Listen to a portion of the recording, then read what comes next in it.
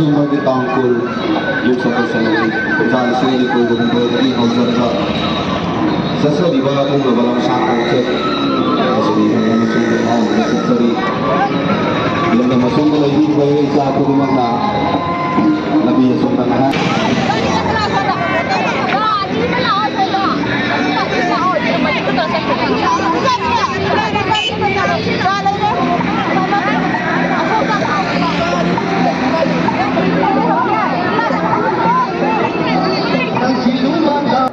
Matashing kahit na lairarata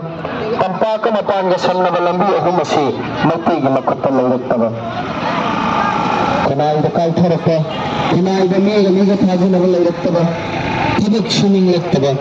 may masing tamad at hawayawat na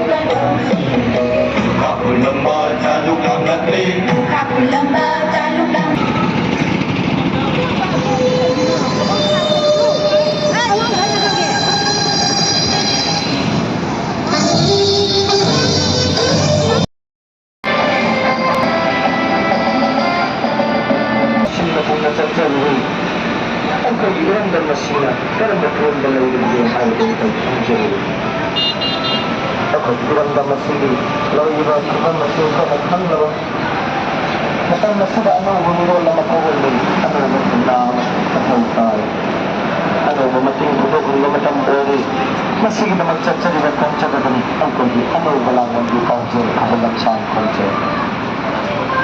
Aku kenal sida macam aku yang masih nak berusaha masih, aku pun masih nak betul, masih aku nak MAYOL nak betul. Aku jangan nak using, aku thang nak hantar kiri, aku cakap,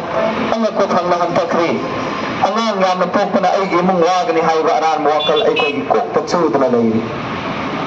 Haybaraan mo akal sinasay ko'y tago patay. Ay ko'y gimising hanggalan batay.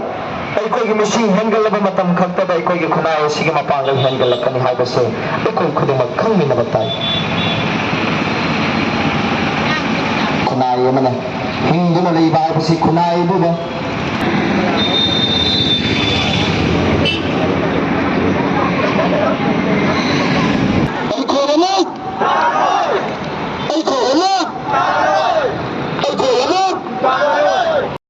Aku nak tuh na cahigi kaya lay guru. Hari malang asi aku na mangan batay, tugay batay. Aku gimising hengat pagkat na aku gikunaya se kan gani ako ko pun nakhangmin na batay. Masih kita maglachari ba aku khongchat ni. Aku gipegang sing aku nakhangmin na gani. Aku gimising hanggal gawin matanda ko gikunaya gipanggal ato sa hanggal kani. Kunaya gipanggal hanggal gawin matanda. Kasi ako dating na rin matobang sing asi. I giving a Sam Prince Manipur Yulik MAYOL gi convener oi chabani ngasi hasi akoi lamsang khongchat asigi taratari ni chalma numit ni hoji phokta chachari lamsang khongchat December tang kun dagi hojutuna chachari lamsang khongchat asigi koi mapung oina akoi gi lojing loya chinga temya chacharuba mingoina panjrabra lamsing wangsek mai adudagi akoi lamsang adugi moirang kakching khunau kakching nongada pangal tabi asina chingba chacharo kana ngasi de khoi malomdi ucharakle malomdagi ngasi khilam thajagadabani ngasi bokte khoina cover to kilometer se chamri muk cover to jawang amjare hairi balam sang khongchat asigi nungbiwa pandam sing adu myamna thamjara kanda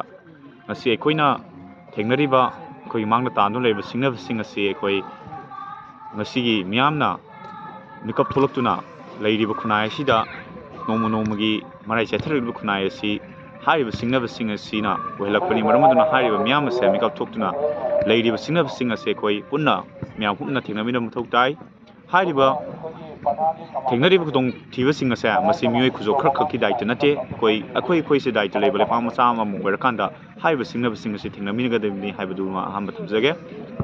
Matanga, a Koi Miam da Apil Tokzavani Madudi, a Koi politics Tosi. Apawa makalgi politics haibadi ekoi good politics ki mamita da baleba sida kuire maramaduna ekoi good politics tausi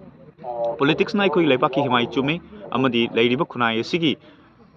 laibak asi ngasi akhuna tawbu politics na lepi maramunda miyam na appeal tawjari madudi akhoi ngasi di miyam phupna politics to saruk aminasi loinana akhoi gi lengaklon gi mayol di furuk kan bani maramaduna akhoi furuk kanaba politics tawse section khudimang leiriba miyam khudimang na akhoi politics ta mieng changba amadi politics bu thawai bagi lichat adu akhoi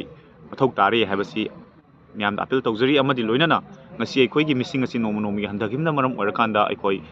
leipak asi khongchat bagi loinana leipak asi gi furup asi gi pangal sagapang ngamdabagi film da leiri maramaduna akhoi gi missing asi hengalan si amadi akhoi democracy sa palaiba am oibana akhoi population is power habdo akhoi gi wakal putting da leirakanda ngasi de akhoi